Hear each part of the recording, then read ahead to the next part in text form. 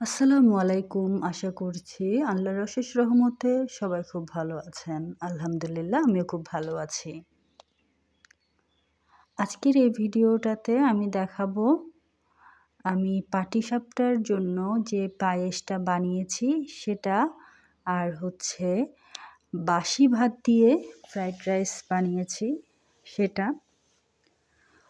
তো বরাবরের মতোই বলছি যে আমার ভিডিওতে যেহেতু আমি ছোট ছোট অংশ দেখাই আমার পুরা দিনের, তো পুরো রেসিপির ভিডিও কিন্তু আমার এখানে পাওয়া যাবে না। তো যারা পাটিসাপটার ক্ষীর বা পায়েস বানাতে চান তারা অবশ্যই এই যে ইউটিউবে অনেক সুন্দর সুন্দর ভিডিও রয়েছে সেগুলো দেখবেন। সেখানে অবশ্যই অনেক চমৎকার ভিডিও পেয়ে যাবেন। তো এখানে আমি প্রায় 2 কেজি দুধ নিয়েছি। এগুলো সবগুলো দিয়েই আমি কিন্তু পাটিসাপটার ক্ষীরটা বানাবো। তো আমি কিন্তু চালটাও দিয়ে দিয়েছি। চাল দিয়েছি অল্প করে এবং পোলাওয়ের চালটা ব্যবহার করেছি। আর এদিকে ফ্রাইড রাইস বানানোর জন্য জিনিসগুলো কেটে রেখেছি যা যা লাগবে। আমি খুবই অল্প করে জিনিস নিয়েছি মোটামুটি, কেননা আমি একজনের জন্যই বানাবো। তারপরও বেশি হয়ে গিয়েছিল, সেটা আমাকে পরবর্তীতেও খেতে হয়েছিল। তো বাসি ভাত দিয়ে এই যে বাঙালি ফ্রাইড রাইস, এটা কিন্তু এখন সবাই পারে। সবাই কিন্তু এই রেসিপিটা বাসায় করে থাকে। এটা আর নতুন করে আসলেই এটা সম্পর্কে কিছু বলার নেই। আর আমার কিন্তু এই ফ্রাইড রাইসটা ঝটপট একটা সমাধান মনে হয়। আর যদি বাসি ভাত থাকে তাহলে সেটাও নষ্ট হয় না। সেক্ষেত্রে 2 দিকেই ভালো। তবে যেহেতু তেল ব্যবহার করতে হয়, তারপর সস ব্যবহার করতে হয়, সেহেতু যারা হেলদি খাবার খেতে চান তাদের জন্য এটা ভালো অপশন না। কিন্তু যারা চটজলদি কিছু একটা বানাতে চাচ্ছেন, আবার বাসি ভাতও ঘরে রয়ে গিয়েছে, বাসি বলতে একেবারে 3-4 দিনের পুরাতন এমন বাসি ভাত না, একদিনের আগের হয়তোবা থাকতে পারে, বা রাত্রেরটা দুপুরে করতে পারেন, গত রাতেরটা আগের রাতেরটা পরদিন দুপুরে, বা দুপুরে থাকলে সেটা রাত্রে, এভাবে করতে পারেন। বেশি দিনের বাসি ভাত হলেও কিন্তু সেটা সমস্যা হয়ে যাবে, হয়তোবা হজম নাও হতে পারে। তো ফ্রাইড রাইসে এই ডিমটা না দিলে আমার কাছে একেবারেই অসম্পূর্ণ মনে হয়। সাথে যদি আগে থেকে সেদ্ধ করা মটর থাকে তাহলে কিন্তু অনেক ভালো। সেক্ষেত্রে খাবার ইচ্ছেটা আরও বেশি জাগে, কারণ অনেক বেশি মজা হয়।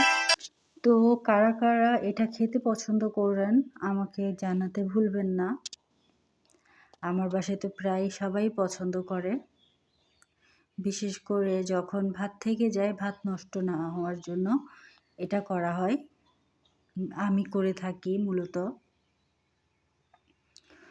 তো এখানে একটা ম্যাগি মশলা আমি ব্যবহার করছি। এটা ব্যবহার করলে ভালো লাগে খেতে, অর্থাৎ স্বাদটা একটু বাড়ে এইটাই। তবে প্রতিদিন কিন্তু এই খাবারটা খাওয়াটা রিস্ক। এটা হয়তো বা আপনি সপ্তাহে একবার খেতে পারেন, একবেলা।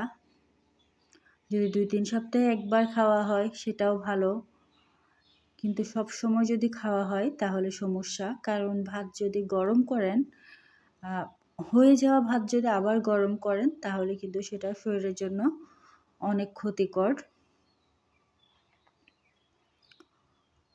তো সেক্ষেত্রে একটু লক্ষ্য রাখতে হবে যেন সব সময় এই জিনিসটা খাওয়া না হয়।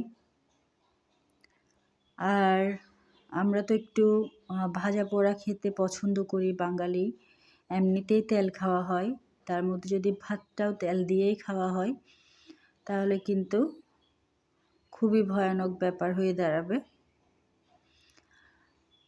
তো আমি এখানে ভাতগুলো দিয়ে দিচ্ছি।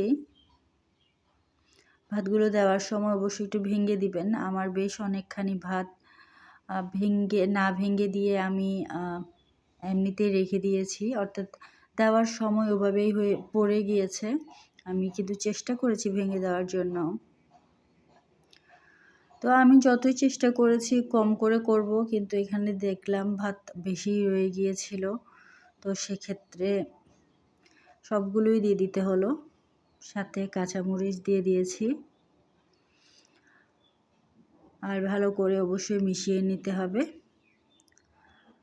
আমি পরবর্তীতে অল্প করে করে আর যা যা মিশিয়েছি সেগুলোও দেখাবো। প্রথমে এটা একটু ভালো করে মিক্স করে নিতে হবে,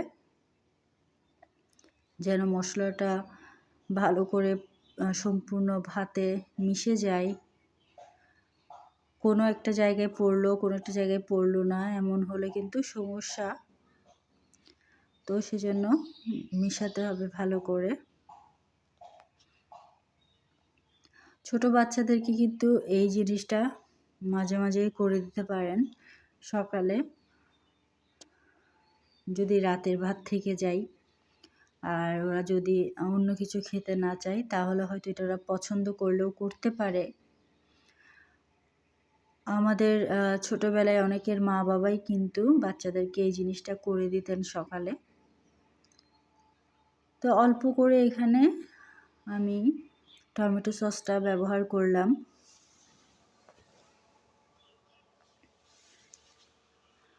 আর যাদের সয়া সস থাকবে তারা কিন্তু অল্প করে এখানে সয়া সসও দিতে পারেন, তাহলে ভালো লাগে খেতে। তবে সয়া সসটা অবশ্যই একটু ভালো ব্র্যান্ডের হতে হবে। অনেকগুলো সয়া সসে দেখলাম খুবই বাজে দুর্গন্ধ, যেগুলো খাওয়াটা একেবারে নষ্ট করে দেয়। তো সেক্ষেত্রে একটু সচেতন থেকে ভালো ব্র্যান্ডের থেকেই কিনতে হবে। একে তো খুব একটা স্বাস্থ্যকর জিনিস না, তার উপর যদি সেটা মজাও না হয় তাহলে কেমন হবে বলেন তো। তাই জন্য অবশ্যই একটু ভালো দেখে কিনে ব্যবহার করতে হবে। তো আমি এদিকে কিন্তু ফ্রাইড রাইস বানাচ্ছি, অপরদিকে আমি আরেকটা চুলায় ছোট করে পায়েসের জন্য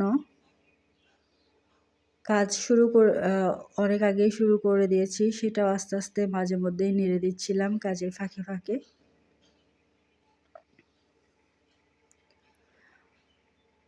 তো কয়েক মিনিটের মধ্যেই মূলত আমার ফ্রাইড রাইসটা তৈরি হয়ে গিয়েছে, যেটা হচ্ছে বাঙালি ফ্রাইড রাইস। আর এদিকে দুধেও কিন্তু অনেক আগে থেকেই বলক চলে এসেছে, আমি দেখাইনি যেহেতু দুই দিকে আসলে সম্ভব হচ্ছিল না একসাথে ভিডিও ধারণ করা। তো এদিকেও কিন্তু বেশ অনেকটাই এখন চালটা বোঝা যাচ্ছে, যেটা প্রথমে বোঝা যায়নি। আমি এখানে খাওয়ার জন্য নিয়ে ফেলেছি। কোনো একটা ভিডিওতে আমি হয়তো বলেছিলাম আমাদের এখন স্টিলের প্লেটে খাওয়াটা বেশি প্রেফার করি আমরা এখন, বা মাটির থালায়।